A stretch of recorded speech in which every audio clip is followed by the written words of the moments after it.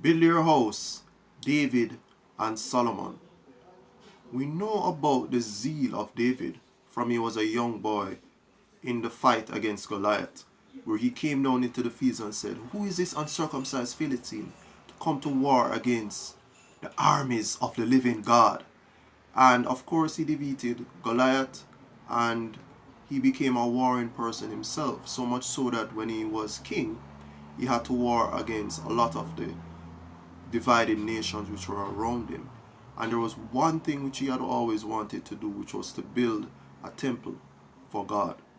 So much so that when he carried the Ark of the Covenant from where it was to Jerusalem, he danced and he praised and he worshiped God all the way along the journey, even making sacrifices multiple times. And when he reached into town, Jerusalem, he danced and his clothing even fell off of him so that he became naked. But he did not accomplish the goal of building God's temple. It was his son Solomon who eventually completed it in his reign. 4 years into his reign, we hear him say, "Thou knowest how my father David could not build a temple in the name of the Lord his God for the wars which were around him on every side, until God put them under the soles of his feet." So Solomon eventually completed this task within 7 years, and there are three principles that we can learn from this.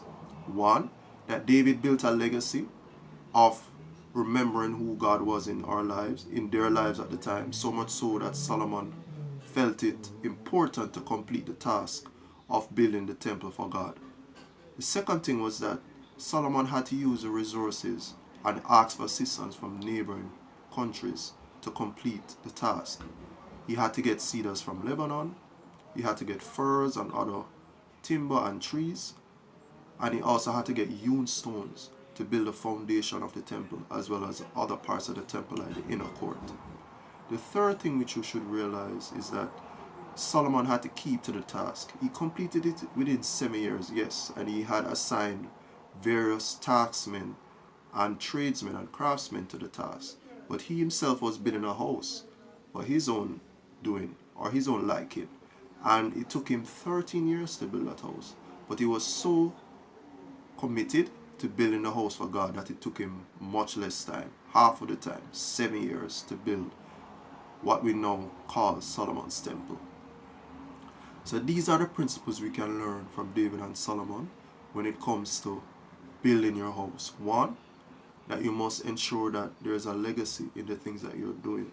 That you're not just doing it for your time period, but something that can happen over a generation.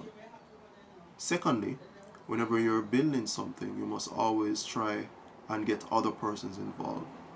It will help you to shore up the resources that you may have, which you may not have, sorry, to assist you with what you're doing. And it can also allow the task to be completed much quicker. The third thing which you have to realize is that you must stay committed to the task at hand. It took Solomon 7 years to complete the task, but if he was not committed to it, he may have taken a longer time or never completed it at all. So these are the things which we should remember when building our house. Leave a legacy, stay committed, and always, always, always remember to look out for others who can assist you.